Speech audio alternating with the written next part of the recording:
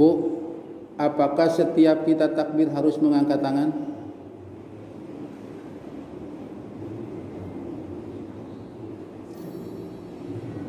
Kita kan sering sholat, apakah setiap takbir kita harus mengangkat tangan?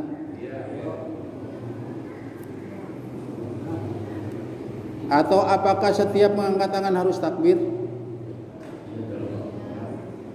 Dalam sholat ya. Apakah setiap mengangkat tangan harus takbir? Atau setiap takbir harus mengangkat tangan? Takbir itu apa, Bu? Allahu Akbar.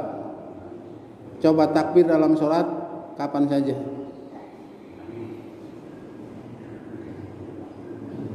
Ketika mau sujud, takbir enggak? Takbir. Mengangkat tangan enggak? Enggak. Jadi tidak setiap takbir mengangkat tangan. Bangkit dari sujud, takbir enggak? Takbir. Allahu Akbar, duduk di antara dua sujud. Mengangkat tangan enggak? Enggak.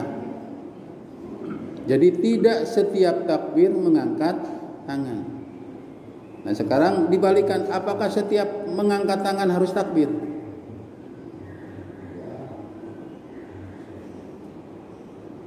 Di dalam sholat? Tidak juga. Ketika mau ruku mengangkat tangan enggak?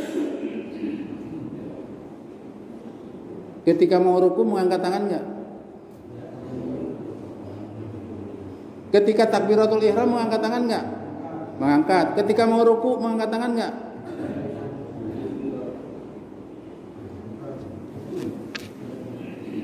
Masa harus dipraktikkan?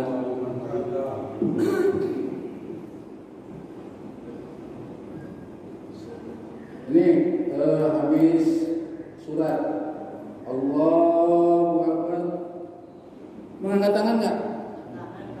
Mengangkat ketika mau ruku. Bangkit dari ruku mengangkat tangan enggak? Sami Allahu liman hamidah, atau kalau makmum Rabbana walakal hamdu. Mengangkat tangan enggak? Mengangkat. Takbir enggak? Bangkit dari ruku takbir enggak? Enggak. Membaca Sami Allahu liman hamidah, tapi mengangkat tangan. Jadi tidak setiap mengangkat tangan takbir, tidak juga setiap takbir mengangkat tangan. Karena ketika bangkit dari ruku tidak takbir tapi mengangkat tangan.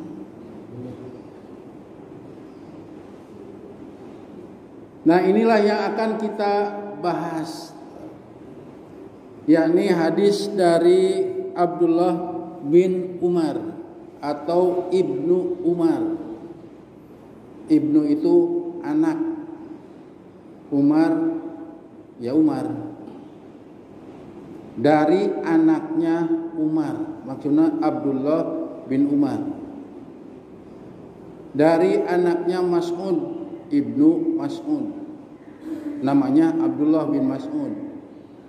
Ibnu Abbas itu dinisbatkan kepada ayahnya. Makanya karena banyak namanya Abdullah, maka para sahabat sering dipanggil oleh Rasulullah dengan sebutan ke bapaknya, dinisbatkan ke bapaknya. Hai anaknya Umar, maksudnya hai Abdullah anaknya Umar, karena banyaknya Abdullah. Begitu juga Ibnu Mas'ud. Abdullah bin Umar adalah Abdullah anak sahabat Rasulullah Shallallahu Alaihi Wasallam yang pada waktu Umar bin Khattab jadi khalifah, maka beliau dilarang, tidak boleh untuk masuk ke dalam barisan kalau di negara itu pejabat lah, baik itu jadi menteri.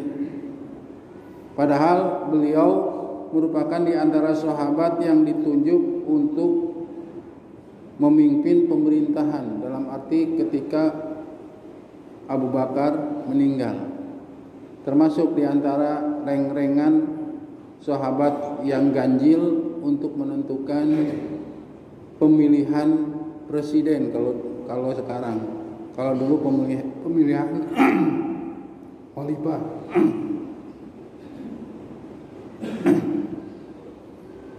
Tapi Umar punya salah satu usulan supaya anaknya sekalipun masuk dalam tim sukses pemilihan umum waktu itu, beliau tidak mau anaknya itu masuk ke dalam reng-rengan barisan pejabat di pemerintahan waktu itu.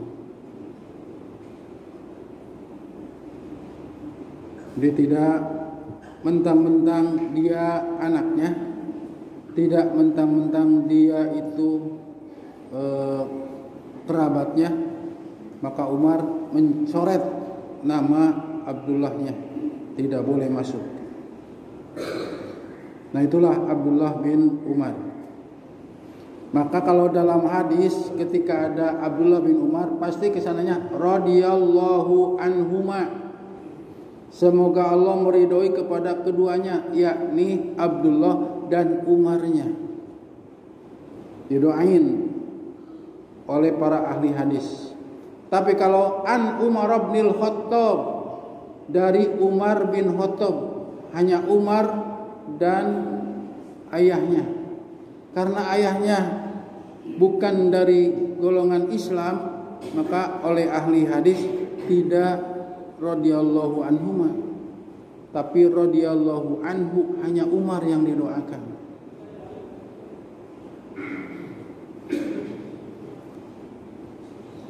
Kata Ibnu Umar, ra'aitu Rasulullah sallallahu alaihi wasallam, aku melihat Rasulullah sallallahu alaihi wasallam, idza qoma fis sholati rafa'a yadayhi, jika beliau memulai sholat, kalau dalam hadis yang lain idab tatahas sholat, memulai sholat, rafa'a yadayhi, mengangkat kedua tangannya. Berarti awal dari sholat itu yang disebut dengan takbiratul ihram, diangkat tangannya itu, di Allahu Akbar, hatta yakuna hadwa mankibaihi, sampai seukuran pundaknya. Kalau dalam hadis yang lain dari seorang sahabat yang lain atau Ibnu Abbas dan yang lainnya, hatta yakunu udunaihi, seukuran telinganya. Seukuran, kalau Ibnu Umar seukuran pundaknya. Jadi bukan harus mengukur ke pundak, bukan, seukuran. Bisa jadi pas, bisa jadi agak menceng sedikit. Bukan harus pas, tapi kita seukuran. Berarti Allah. Jadi yang pertama itu adalah mengangkat tangan itu ketika takbiratul ihram, memulai sholat yang disebut dengan takbiratul ihram. Nah, yang jadi pertanyaan, apakah takbir dulu atau mengangkat tangan dulu?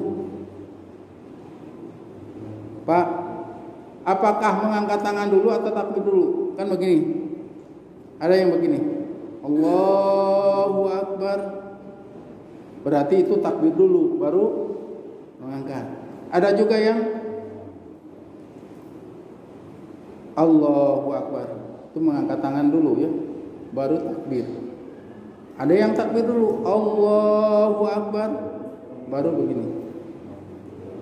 Ada juga yang begini, Allahu Akbar, bareng antara takbir dan mengangkat tangan. Yang mana yang benar sih?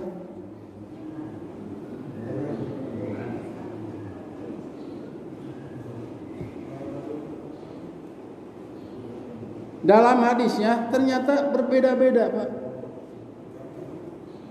Sehingga salah seorang ulama mengatakan bahwa dibolehkan ketika mengangkat tangan itu bisa mengangkat tangan dulu, bisa berbarengan, bisa di kemudian. Jadi bisa berbarengan itu Allahu Akbar. Kalau takbir dulu Allahu Akbar baru.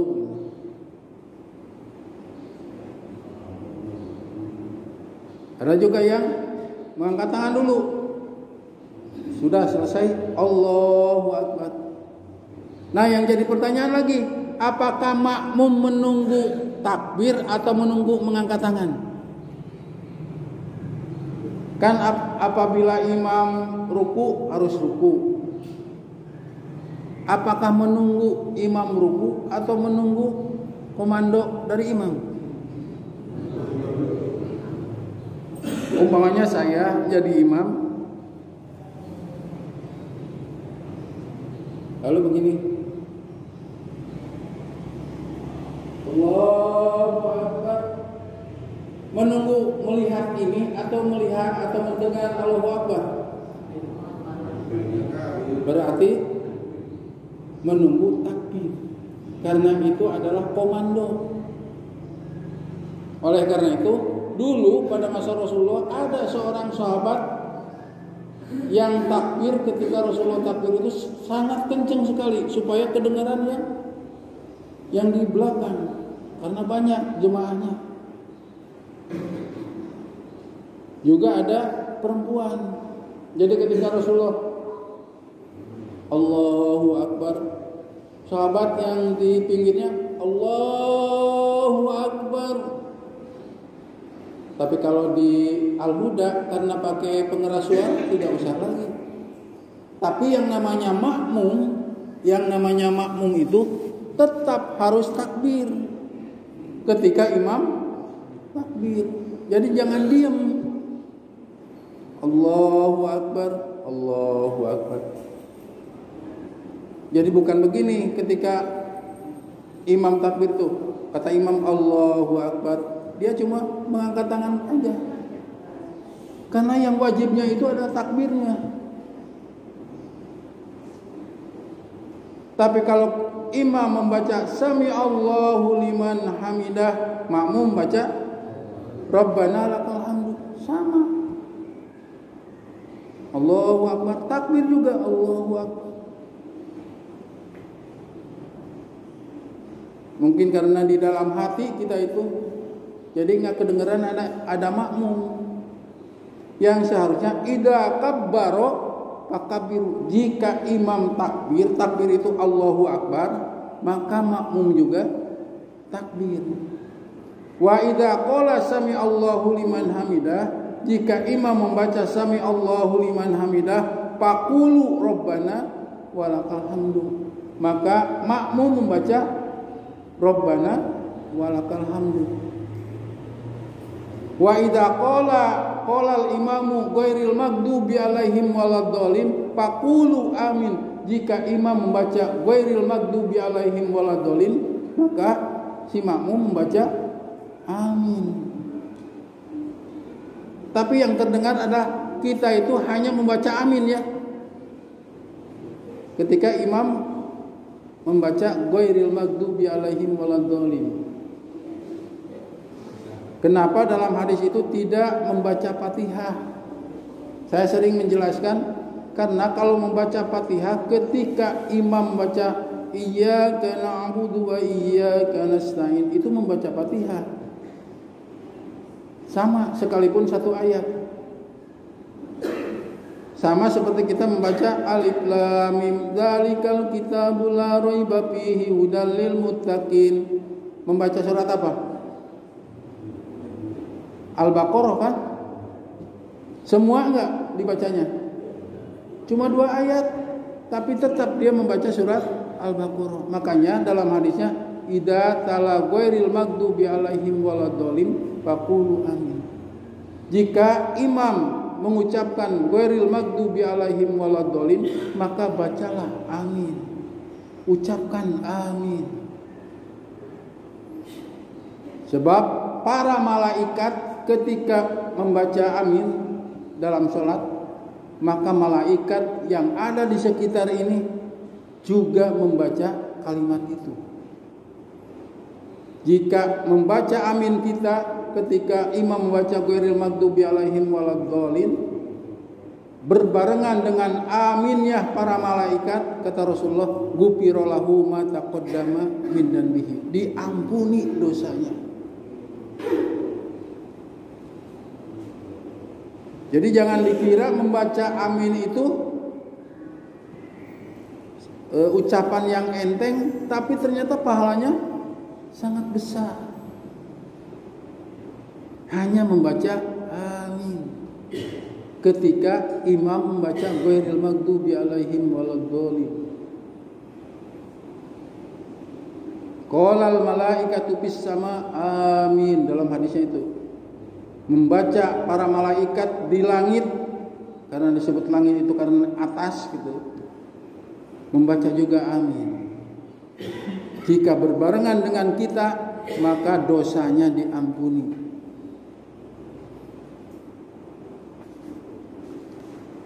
Itu yang pertama, yakni ketika kita takbiratul ihram, mengangkat tangan. Yang pertama. Yang kedua, ketika mau ruku tadi.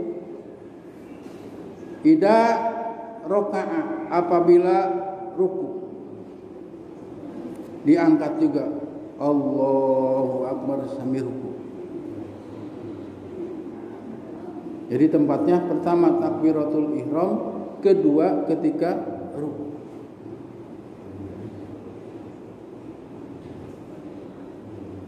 Yang ketiga ketika bangkit dari ruku, tapi bukan takbir.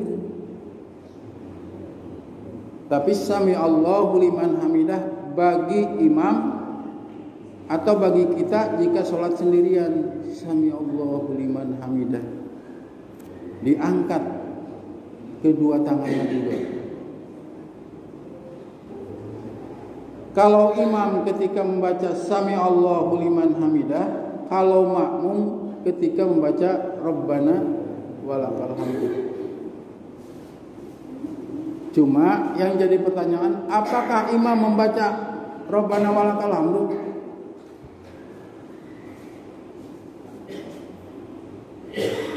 Si makmum kan membaca Rabbana walakal hamdu. Apakah si imam juga membaca? Membaca juga. Hampir sama hadisnya itu dengan membaca amin.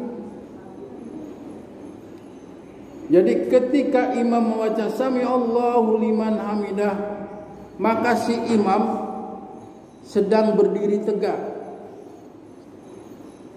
Wa huwa qaimun, Rasulullah itu sambil sudah berdiri tegak. Kalau si makmum ketika bangkit, maka akan bareng. Si imam sudah sami Allahu liman hamidah, baru ini bangkit, Rasulullah sambil berdiri.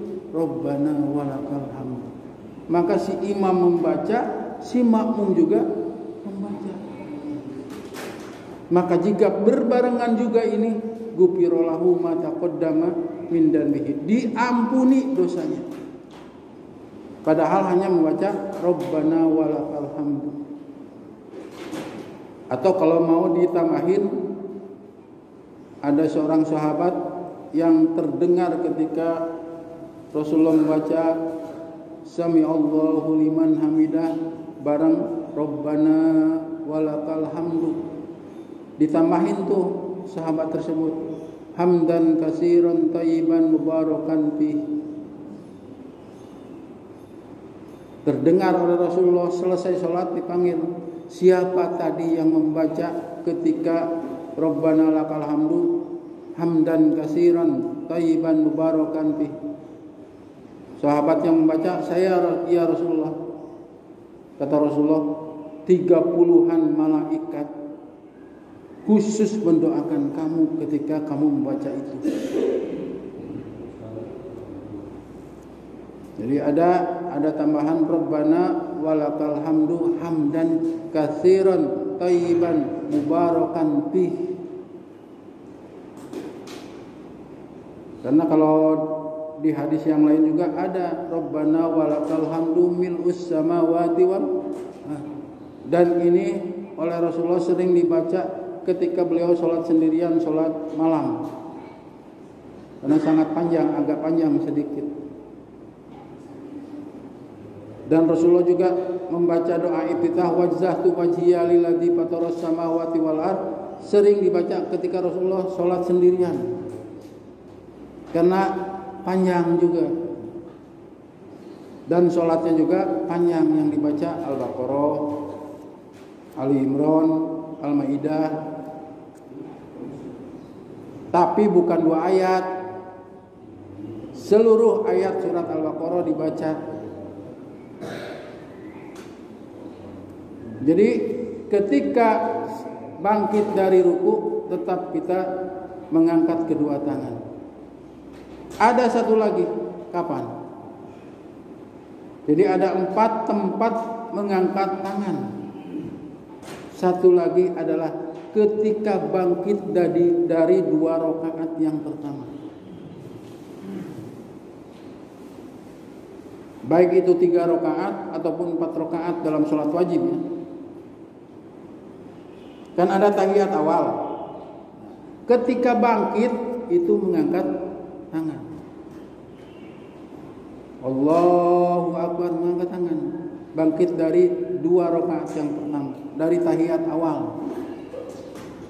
Itu juga mengangkat kedua tangannya. Nah, yang saya ingin tanyakan juga nih, dalam sholat idain, apakah takbir dalam idain mengangkat tangan yang 7 itu?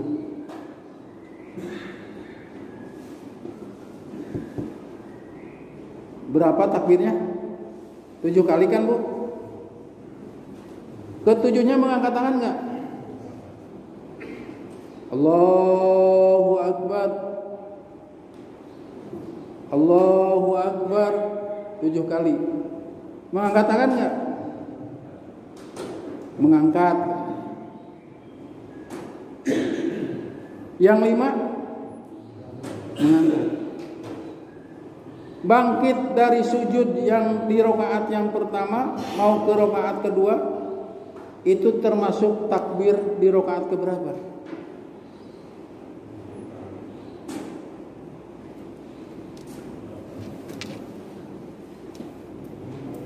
Saya di rakaat pertama nih, sholat Id.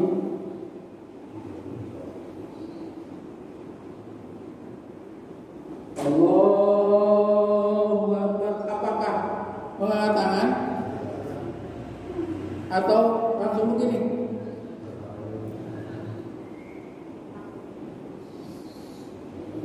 Bapak kalau sholat mengangkat tangan atau begini? Langsung begini? Seharusnya mengangkat. Karena takbir selanjutnya mengangkat juga kan? Ketika Allahu Akbar berarti begini. Keduanya Allahu Akbar. Karena takbir ketika bangkit itu berada di rakaat yang kedua. Oleh karena itu sebagian besar ulama menganggap bahwa takbir intikal itu, perpindahan itu dihitung menjadi 1. Sama dengan takbiratul ihram, dihitung 1. Tambahnya 6, jadi 7 kali takbir. Karena bacaannya setelah selesai takbir yang ke-7. Bacaan sholat Fatihahnya. Begitu juga Fatihah di rakaat kedua selesai takbir yang ke-5. Jadi 1 rakaat itu sampai sujud yang kedua itu 1 rakaat. Maka ketika takbir dari rakaat yang kedua itu sudah masuk takbir di rakaat yang kedua. Jadi bukan di rakaat pertama, tapi dari rakaat yang pertama itulah takbir. Jadi 1 rakaat itu dari takbir sampai sujud, 2 kali sujud. Begitu juga rakaat kedua dari takbir. Makanya takbirnya itu takbir rakaat kedua itu. Kalau takbir rakaat kedua, karena takbir keduanya juga mengangkat tangan, maka seharusnya itu mengangkat tangan juga. Sama seperti sholat jenazah. Berapa kali takbir jenazah? 4. Mengangkat tangan enggak? Mengangkat kan? Allahu Akbar, Fatihah, atau Allahumma gfir lahu warhamhu, kemudian takbir lagi. Mengangkat tangan. Sekalipun di antara madhab yang 4 ada yang cuma takbir pertama. Malikiyah namanya. Malikiyah itu takbir pertama Allahu Akbar, Fatihah. Ketika takbir kedua Allahu Akbar, kemudian sholawat. Takbir ketiga Allahu Akbar, tidak mengangkat tangan. Kalau madhab Syafi'i mengangkat tangan di 4 kali takbirnya. Allahu Akbar, Allahu Akbar. Jadi mengangkat tangan. Jadi jangan heran kalau sholat di Masjidil Haram nanti ada perbedaan. Bahkan kalau madhab Hambali ketika takbir Allahu Akbar, Assalamualaikum warahmatullahi wabarakatuh, Assalamualaikum warahmatullahi wabarakatuh, tidak ada bacaan. Karena takbir yang terakhir itu untuk salam. Jadi ketika takbir Allahu Akbar tidak baca apa-apa. Assalamualaikum warahmatullahi wabarakatuh. Jangan heran nanti kalau menyolati di sana gitu. Kan setiap selesai sholat pasti ada saja biasanya jenazah yang dibawa ke situ ke Masjidil Haram. Lalu ada yang ikut sholat berjamaah. Nah, salah satunya adalah takbir yang pertama sebentar, takbir yang kedua juga sebentar. Yang lama itu takbir ketiga biasanya. Itu doa-doa untuk jenazah. Takbir keempat justru paling sebentar karena takbirnya Allahu Akbar, Assalamualaikum warahmatullahi wabarakatuh. Itu mengangkat tangan. Begitu juga dalam sholat ketika yang terakhir adalah takbir dari rakaat yang kedua, dari tahiyat awal itu juga mengangkat tangan. Jadi bukan hanya ketika takbiratul ihram, ketika mau ruku, bangkit dari ruku, tapi bangkit dari 2 rakaat yang pertama juga mengangkat tangan. Kalau ada tahiyat awal. Kalau tidak ada tahiyat awal, tidak mengangkat tangan. Contoh dalam sholat tarawih, kan tidak ada tahiyat awal, tapi 4 rakaat kan? Atau dalam sholat witir 3 rakaat, tidak ada tahiyat awal kan? Tidak seperti sholat maghrib, tidak ada mengangkat tangan. Yang ada itu ketika ada tahiyat awal, baru mengangkat tangan. Kalau tidak ada tahiyat awal, tidak mengangkat tangan. Rasulullah pernah sholat 6 rakaat, tidak ada tahiyat awal. Rasulullah tidak mengangkat tangannya karena tidak ada tahiyat awal. Sama seperti kita melaksanakan sholat witir 3 rakaat, pokoknya tidak seperti sholat maghrib, tidak ada tahiyat awal. Maka langsung aja, tidak ada. Kalau takbir ya takbir, tapi mengangkat tangan tidak ada ketika bangkit dari 2 rakaat. Yang ada itu adalah ketika ada duduk tahiyat awal. Nah, disinilah kalau tahiyat awal itu duduknya, kalau cara duduk itu duduk iftirosh atau iftiroshi. Kalau tahiyat akhir duduknya tawaruk. Tawaruk itu kalau iftirosh artinya menidurkan. Jadi telapak kaki yang kiri itu ditidurkan untuk dijadikan sandaran duduk.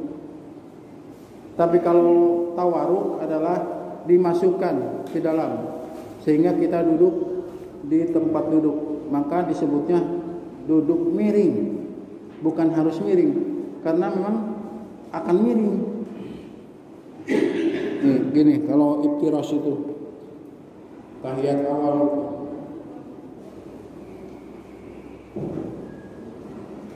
ini di tidurkan dan dibangun satu tidak akan miring. Tapi kalau tawarruk ini dimasukkan ini tapi miring. Tapi bukan harus miring, bukan harus begini, bukan harus begini. Akan dengan sendirinya akan miring. Karena secara bahasa tawarruk itu adalah miring. Nah, itu diantara takbir-takbir dalam sholat yang sebetulnya itu bukan hal yang aneh, kita juga sering mengerjakan. Namun kadang-kadang ketika mengerjakan kita juga tidak ngeh kapannya, padahal suka takbir gitu, suka mengangkat tangan, tapi kapan?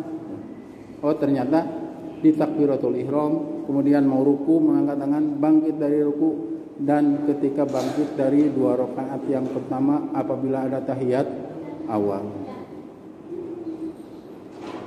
Terakhir, bahwa dalam sholat berjamaah itu kita harus menunggu komando dari imam, termasuk salam akhir sholat. Salam itu sebetulnya menunggu imam juga. Salam itu berapa kali dalam sholat? Ke kanan dan ke kiri. Jadi harus menunggu selesai. Bukan begini, assalamualaikum warahmatullahi, assalamualaikum warahmatullahi, bukan. Tapi imam dulu, assalamualaikum warahmatullahi wabarakatuh, assalamualaikum warahmatullahi wabarakatuh, baru si makmum.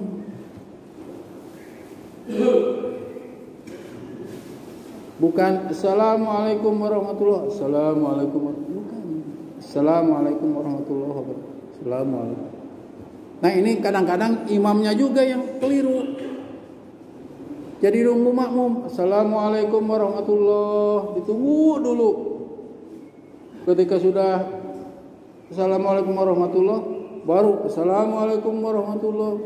Padahal kata Rasulullah, wala bin insyirafi, janganlah kamu mendahului bubarnya imam. Jadi harus bubar dulu imam.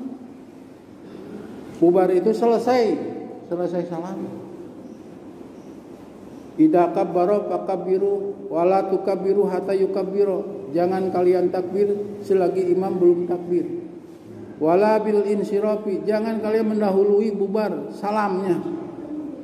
Tapi tunggu dulu imam selesai. Jadi ketika sudah assalamualaikum warahmatullahi, assalamualaikum. Jadi jangan lama sih imam juga. Assalamualaikum warahmatullahi, nunggu lama. Kayak nunggu makmum, padahal si makmum lagi nunggu. Assalamualaikum warahmatullahi, assalamualaikum warahmatullahi, baru si makmum assalamualaikum warahmatullahi wabarakatuh. Itu dalam sholat berjamaah. Ikhwatul iman, mungkin cuma itu saja satu hadis yang bertalian dengan masalah takbir dalam sholat berjamaah. Ternyata ada tempat-tempat yang harus diperhatikan